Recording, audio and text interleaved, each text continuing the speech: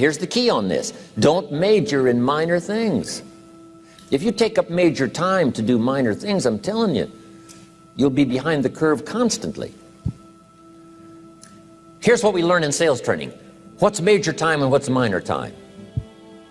Here's minor time, thinking about prospects. Here's minor time, making lists of prospects. Here's minor time, keeping books on prospects. Here's minor time, going to see the prospect. Here's minor time, evaluating the prospect after you've been there. That's all minor time. Here's major time, in the presence of the prospect. That's major time. And if you took a look, if you're in sales and you took a look at a week, you'd say, my gosh, I'm spending 90% of my time on the minor stuff and so little time on the major stuff in the presence of. How many hours in the presence of in my day?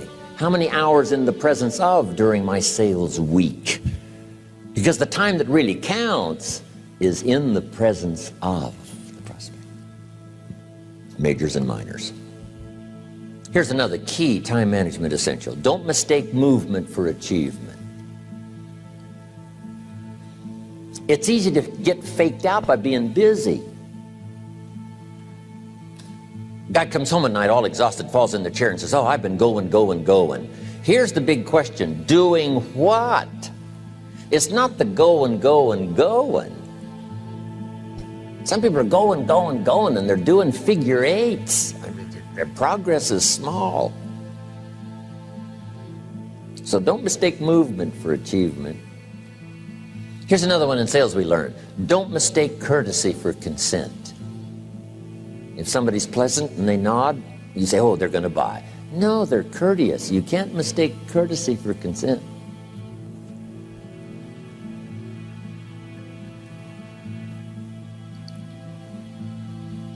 Now here's a big one, concentration. I had to learn this. All those years ago, I'm in the shower trying to compose a letter. Found it turns out to be a strange letter. So here's what I learned to do. Save the work till you get to the office. Save the work till you get to the work.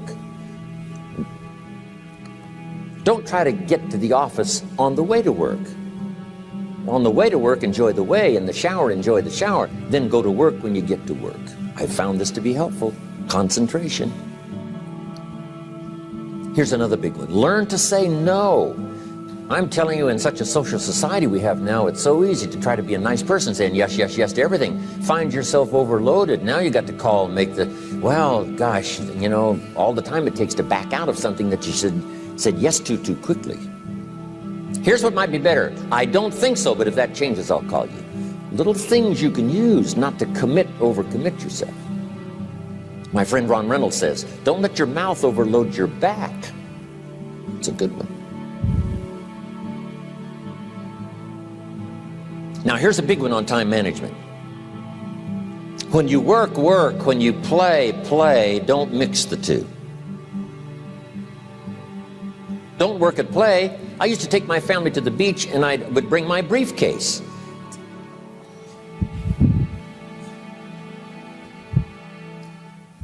I learned not to do that. Or at the beach, I'm saying I should be at the office. Now my family's upset. Because I'm at the beach and I'm thinking office. Now when I'm at the office, I'm thinking what? I got to get my family to the beach. So things are not going too well at the office because I'm thinking beach, and things are not going too well at the beach because I'm thinking office. Here's what I learned to do. At the beach, be at the beach. At the office, be at the office. When you work. When you play. Don't mix the two.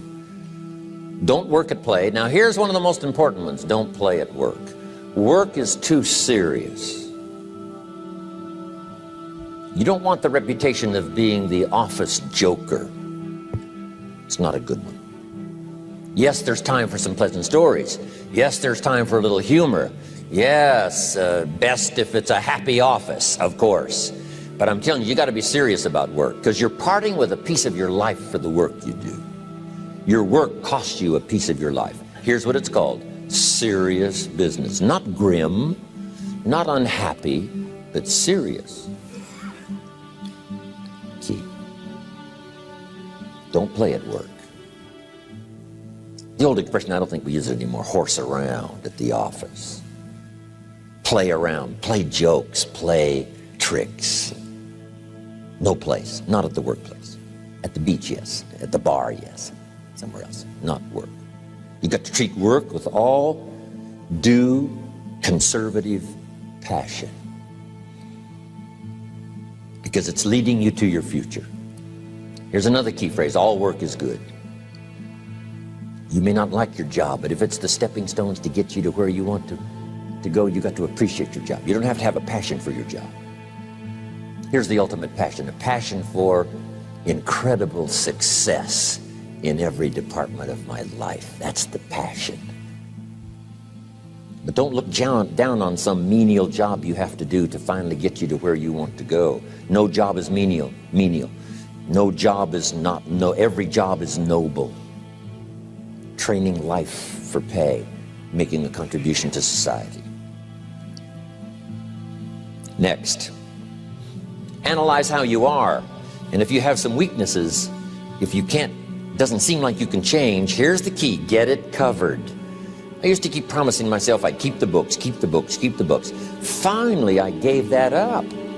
And back then, it only took me an extra 50, 60 bucks a month for some accountant to keep the books. I said, no, I'm going to save the 50 bucks. You can't believe what I started losing in productivity because I tried to save the 50 bucks.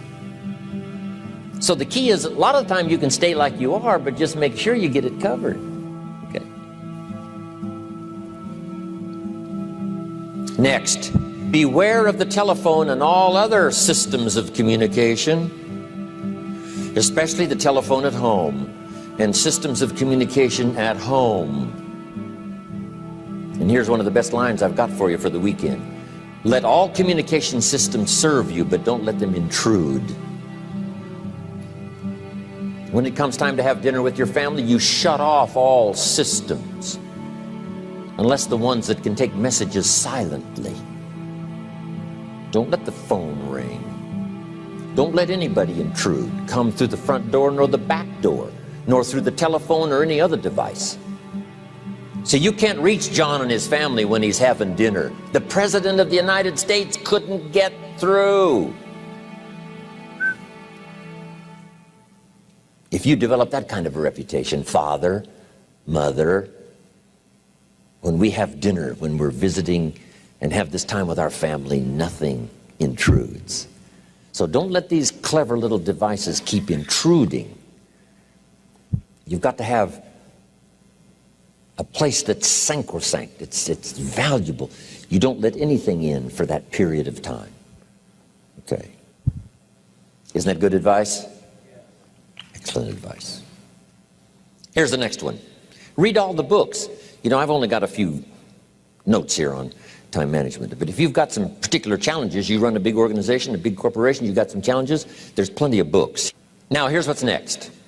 Just be more alert to the things that might be stealing your time. Here's why. Time is like capital. You can't let someone steal your seed corn. You can't let someone steal your capital. And you can't let someone steal your time. You must designate your time. And some of the time that you designate, you must not let anyone steal. Casual time, you might let someone intrude and steal a little bit and take a little bit, but not serious time. Key. Next, one of the great time management savers is to learn to ask questions up front. Sometimes you talk to somebody for an hour, and then you ask questions and find out if you would have asked those questions up front, you could have saved yourself an hour. Asking questions up front helps you to get to the problem now. But if you just launch into some discourse, you might waste 30 minutes, waste an hour, when here's what you should have been talking about. After you finished an hour, you say, John, what's really the problem? He said, well, it's something personal. See, that's what you should have been talking about this whole hour. Key. Next, learn to think on paper. Now we're going to take a break.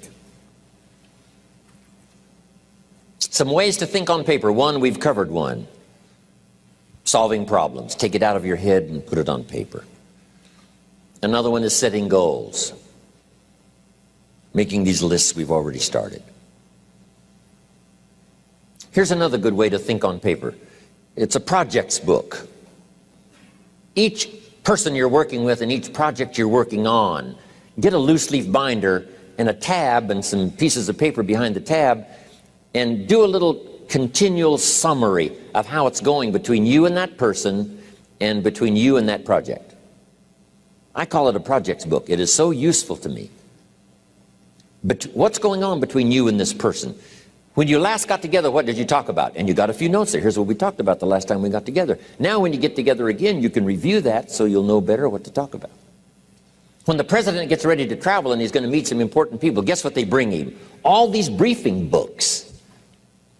Right? The last time you were with Khrushchev, Kennedy is informed. Here's what he said and here's what you said. Kennedy said, oh, that's valuable. I need to remember that.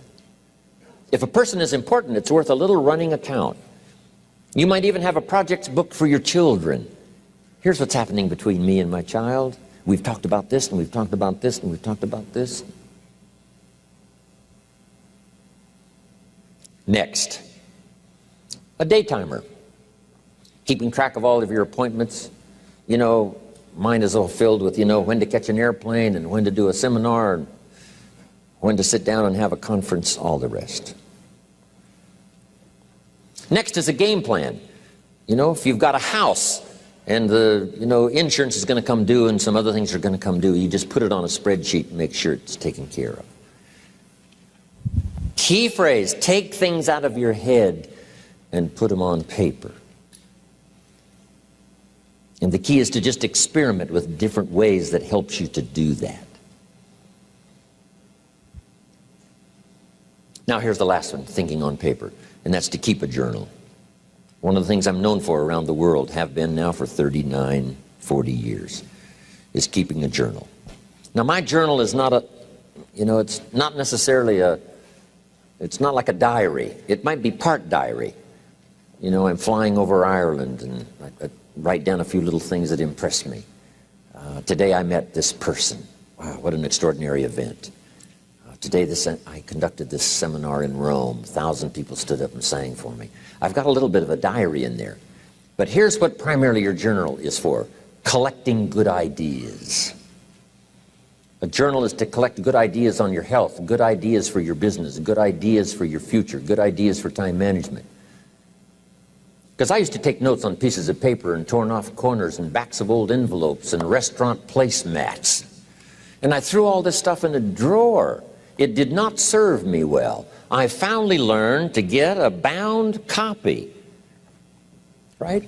And just keep a journal, right? If I was here, I had my journal, I'd be taking notes, right? These 2 days in my journal.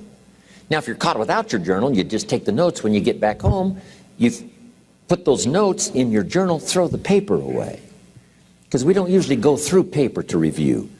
But see, my journals now make up a significant part of my own library. My journal's all reserved privately for my children and my grandchildren. Can you imagine what I've collected over the years? It's unbelievable. There are 3 treasures to leave behind. I think you've already got those notes, right? Here they are. Number 1, your pictures. Don't leave the event unrecorded. It takes only a fraction of a second to say, here's who I was with. When I travel the world, right? We take all these pictures, and here's one of the gifts. People send me the pictures they took of me and them. It's part of the treasures I have on the farm. Incredible. A picture's worth 1,000 words to describe the scene, the emotion, what happened. Say, wow, this was an extraordinary day for me when I met these people. Here's what they told me happened to them when they went to my seminar 10 years ago. Wow, the drama comes back if you've taken the pictures. It's one of the treasures to leave behind when you go. Remember the old photographs that we have now of, 100 years ago, 70, 80 years ago, just a few photographs? What would it be like if you had thousands of photographs of the past, of your history, your mother, your father, right? Grandparents? So change all of that now for your children. Leave all your photographs as a record Here's what's next to leave behind, and that's your library. The books that changed your life, the books that changed your health, the books that rescued you from oblivion, the books that you passed on to other people, they were so exciting for you, the books that made you financially independent, the books that developed your leadership, the books that gave you wisdom to ponder when things were tough, the books that got you through the winter, the books that helped you to plant in the spring and harvest in the fall. What a treasure to leave behind. If you do that, here's what's for sure. Your books will be more valuable than your furniture.